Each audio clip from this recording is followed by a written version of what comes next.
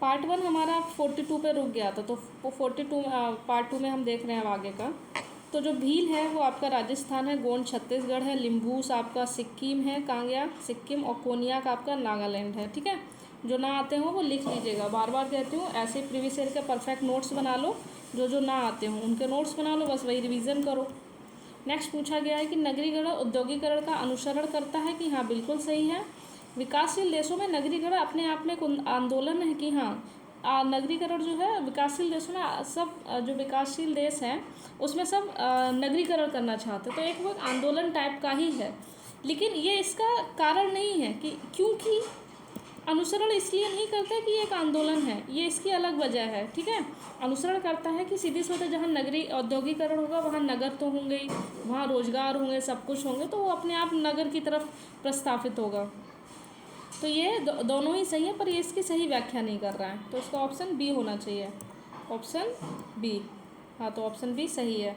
Next पूछा गया है राज्यसभा का विघटन नहीं होता है, बिल्कुल सही है।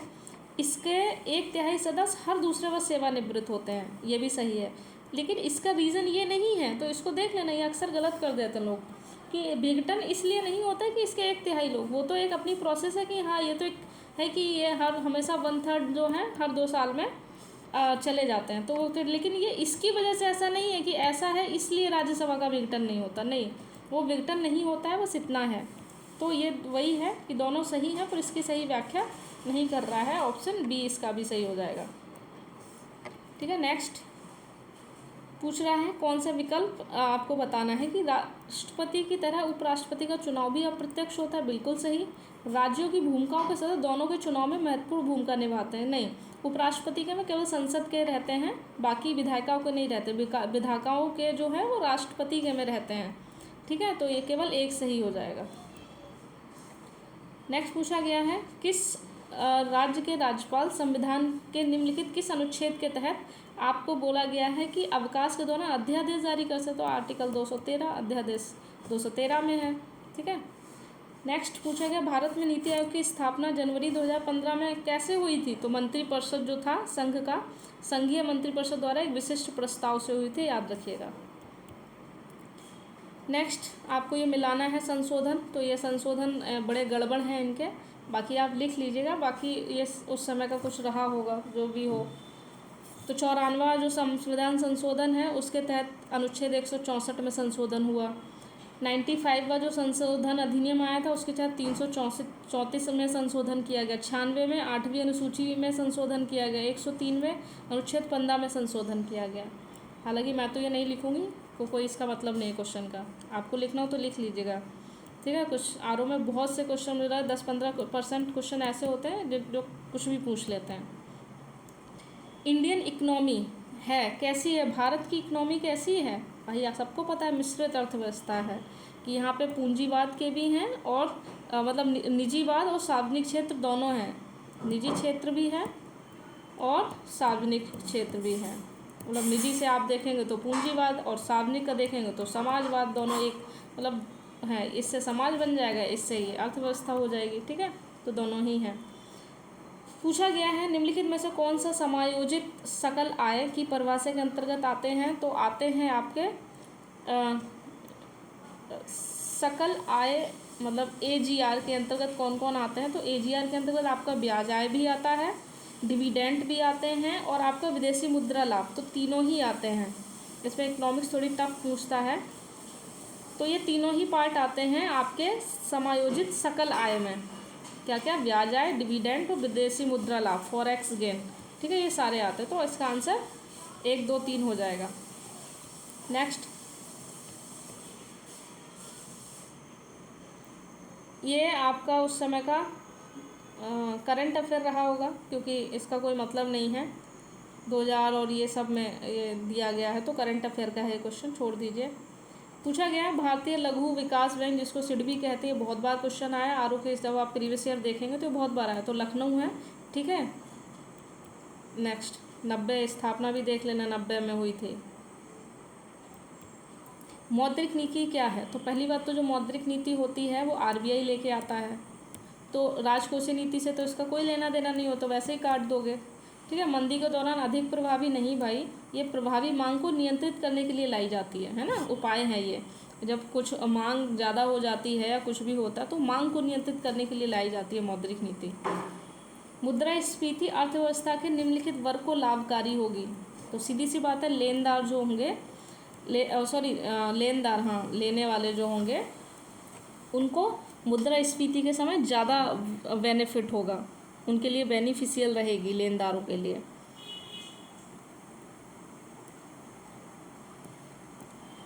फिर पूछा गया अंतर्राष्ट्रीय मुद्रा कोष के ऋणों का उपयोग निम्नलिखित में से किस उद्देश्य के लिए किया जा सकता है?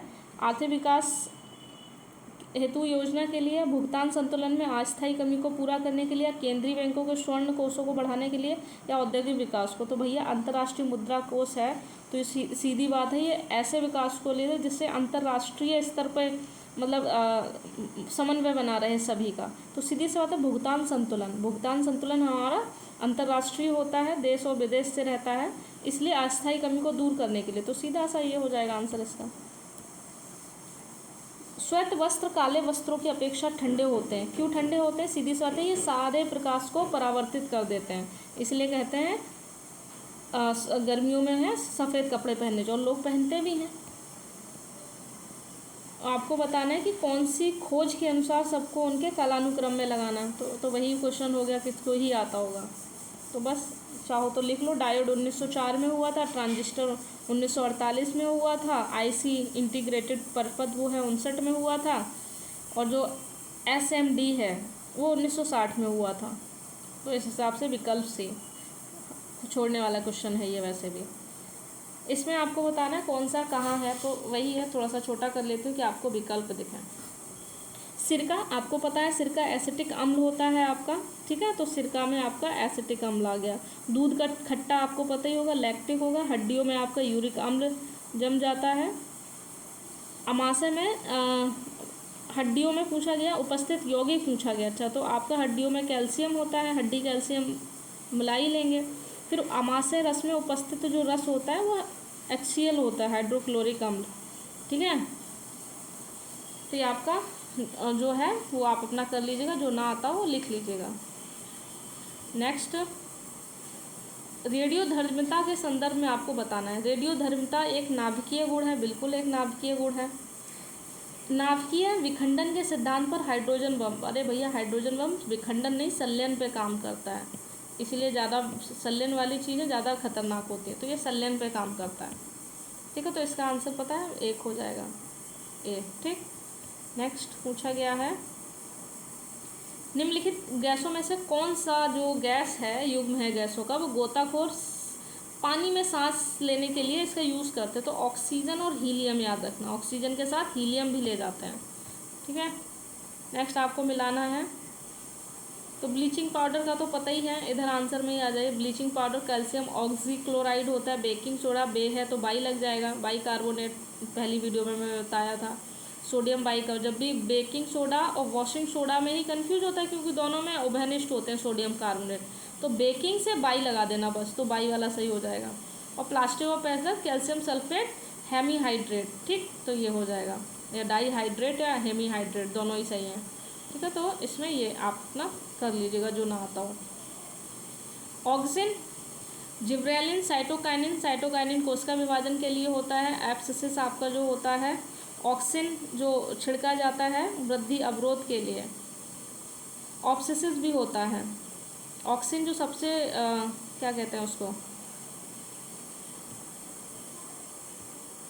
एक सेकेंड रुकिए,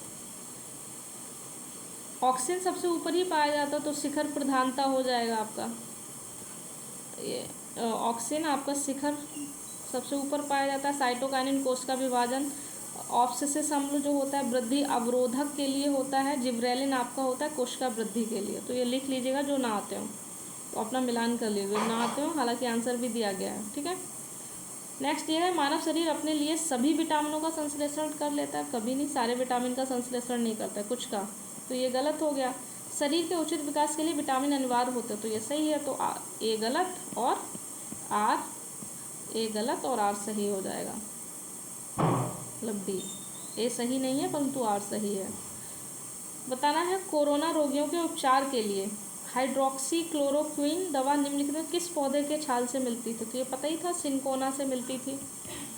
नेक्स्ट क्वेश्चन बताना है आपको फसल और उसकी प्रजाति। तो सरसों वरुणा है, बिल्कुल है। मटर आपकी रचना है, अलसी नीलम है और चना राधे हैं। राधे राधे का मतलब चना, वरुणा मतलब सरसों, ठीक है, और मटर रचना। तो ऐसे याद कर लीजिएगा जैसे आपको उचित लगे। खेती के लिए फसल चक्र का महत्व क्या होता है? उत्पादन में वृद्धि हो, ये भी सही। उर्वरता बनी रहे, ये भी सही। मृदा कटाव कम हो, ये भी सही। तो उपर्युक्त सभी। कौन सा सूक्ष्म जीव जैव उर्वरक के रूप में प्रयोग किया जाता है? तो नील हरित शैवाल, साइनोबैक्टीरिया, ठीक है।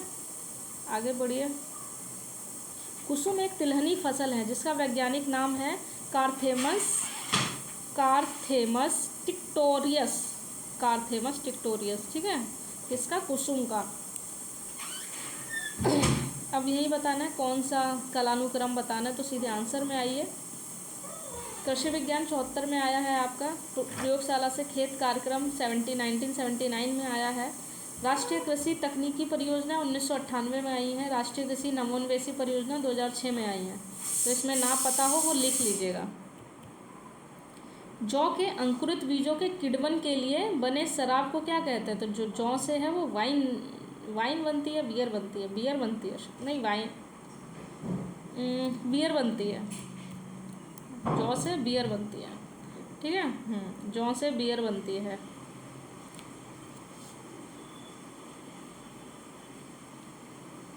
ठीक है। नासा के किस अंतरिक्ष अभियान ने चंद्रमा पर जल के होने की पुष्टि की थी? तो सोफिया अभियान नासा ने किया था। उससे पता चला था कि चंद्रमा पर जल है। ये करंट अफेयर है, छोड़ दीजिए, हमारे मतलब का नहीं है। इन्वायरमेंट में पूछा गया है पारिस्थितिकी के विविध अवयव आपस में एक दूसरे पर निर्भर नहीं होते। बिल्कुल गलत, हर एक निर्भर रहता है। नेक्स्ट, मानव क्रियाओं से वातावरण प्रभावित होता है। तो हाँ, ये सही है। तो वही ए सही, ए गलत और आर सही। तो वही ए सही नहीं है और आर सही है, तो ये वाला विकल्प हो जाएगा। फिर प्रादेशिक ज्ञान पूछा गया। उत्तर प्रदेश के उद्यमियों को उद्योगों में और उद्योग लगाने में सहायता कौन करता है? तो आपका उद्योग बंधु करता है, ठीक है, उद्योग बंधु करता है। नेक्स्ट, अब इसमें क्या है, नीचे क्या दिया गया है? निम्नलिखित में से कौन सा कथन सही है ठुमरी के विषय में? तो ठुमरी के विषय में बताना है। ठुमरी की उत्पत्ति यूपी में हुई थी, बिल्कुल सही। ठुमरी सुगम और आकर्षक, हाँ तो ये तो है ही, तो बोथ लगा देंगे, ए और सी, ठीक है, एक और दो दोनों। नवाब शुजाउद्दौला की बेगम एक प्रसिद्ध मकबरा, बहू बेगम का मकबरा कहाँ पर है? तो ये आपका फैज़ाबाद में है। तो फैज़ाबाद कभी जाइएगा तो शुजाउद्दौला की जो बेगम थी, बहू बेगम का मकबरा देख के आइएगा फैज़ाबाद में। तीव्र उद्योगीकरण हेतु निवेश करने और रोजगार के अवसरों के सृजन के लिए यूपी सरकार ने राज्य का पहला आंकड़ा केंद्र कहाँ स्थापित किया है? तो नोएडा में किया है। ग्रेटर नोएडा में उद्योगीकरण के लिए जितना भी निवेश हुआ है या रोजगार कितना मिलेगा, उनके सारे आंकड़े नोएडा में मिलेंगे। तो अब आपको भैया जवाब लेना हो, आपको आंकड़े चाहिए हो रोजगार से संबंधित और कितना औद्योगिकरण हुआ है और उसमें कितना निवेश हुआ, तो भैया ग्रेटर नोएडा चला जाना, क्योंकि वहीं पे एक केंद्र, उन्होंने केंद्र खोला यूपी गवर्नमेंट में। रीजनिंग है, हमारे मतलब का नहीं है, मतलब जीएस करा रही हूँ मैं, सीधी सी बात है। तो रीजनिंग के लिए बस बोला है, जितने भी प्रैक्टिस सेट है इन्हीं में से रीजनिंग लगा लेना, हो जाएगा। समसामयिकी करंट अफेयर है। करंट अफेयर उस समय का हमारे मतलब का नहीं है, मैं बार बार कहती हूँ, तो छोड़ दीजिए।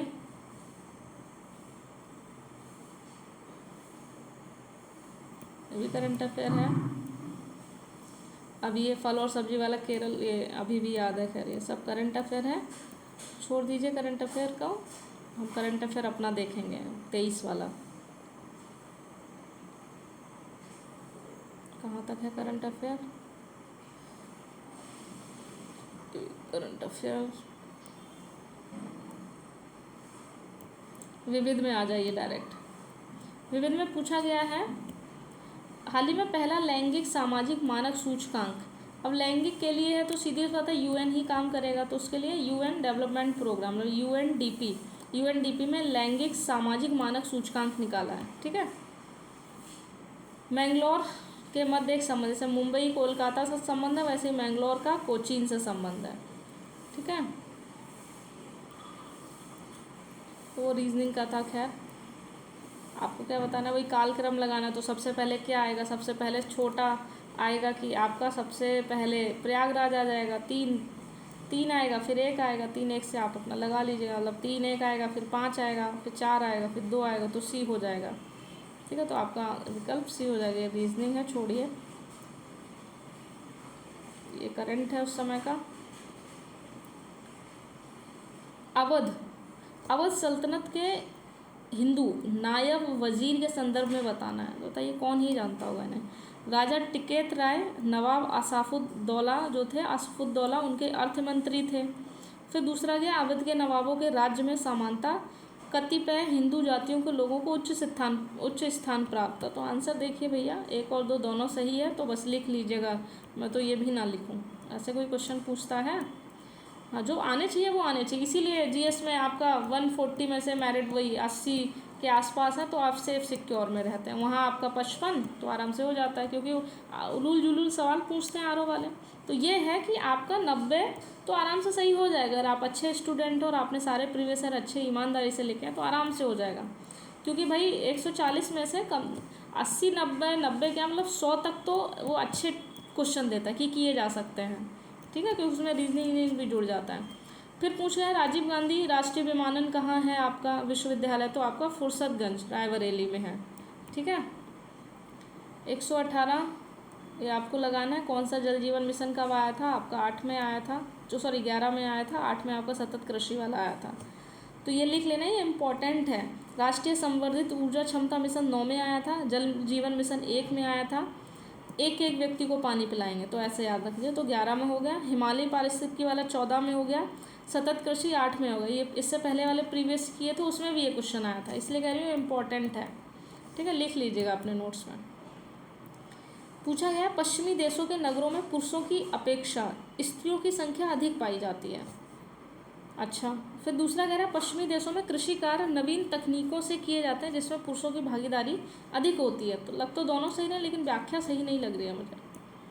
हाँ तो देखिए दोनों सही है, व्याख्या ही सही नहीं है। तो ठीक है, वही कह रहा है कि जितने भी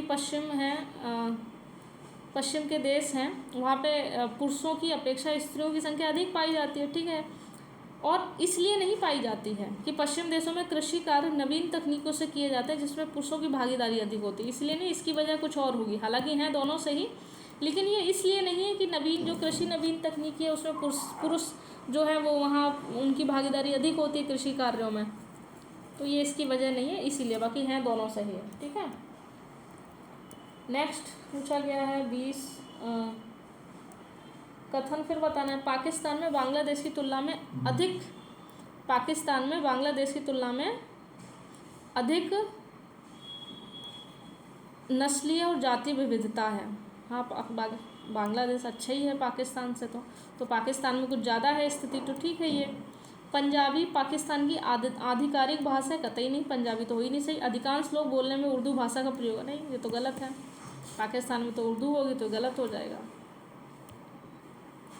तो ए सही और ए सही और आर गलत है, वही जो मैं कह रही थी। ए सही है, आर गलत है, ये गलत है, ए सही है।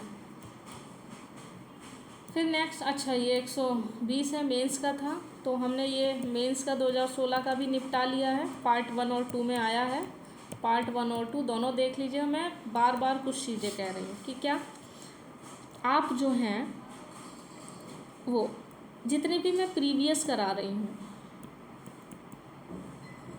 चाहे वो हिंदी का हो चाहे वो जीएस का हो, इनके ही हिसाब से ही आपको नोट्स बना लेने हैं।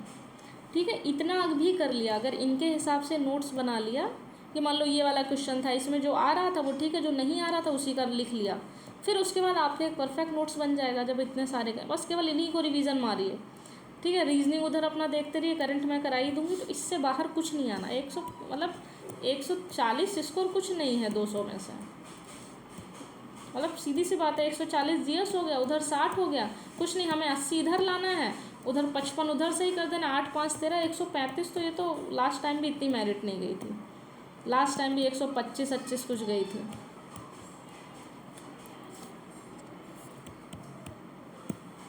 ठीक है ना। तो मैं वही कह रही हूँ कि कम पढ़ना है। 140 ये इधर हो गया, 60 ये हो गया, बस 135 हमारा रहेगा कि 80 ये और 55 ये। तो उसके लिए बस प्रीवियस ईयर भी देख लो, जैसे मैं करा रही हूँ कि जो आता है उसको छोड़ दीजिए, जो नहीं आता बस उसका नोट्स बना लो। मान लीजिए इसमें से आपको ये आता है, ये नहीं आता, बस इनका नोट्स बना लो। नोट्स से ऐसे ही सारे प्रीवियस ईयर का धीरे धीरे बन जाएगा, बस इनको फिर डेली रिविज़न करो। बस आराम से 90 तो आराम से आ जाएंगे। हम तो 80 का टारगेट लेके चले हैं, बहुत ज़्यादा हीरो बनने की ज़रूरत नहीं है, बस फ्री हो जाए वो इम्पॉर्टेंट है। ठीक है, चलिए फिर मिलते हैं नेक्स्ट वीडियो में आपसे। तब तक के लिए आप चैनल को सब्सक्राइब कर सकते हैं। चीज़ें समझ में आती हैं, अच्छा लगता है तो लाइक करेंगे तो मुझे भी अच्छा लगेगा, एक मोटिवेशन मिलेगा मुझे। Thank you so much.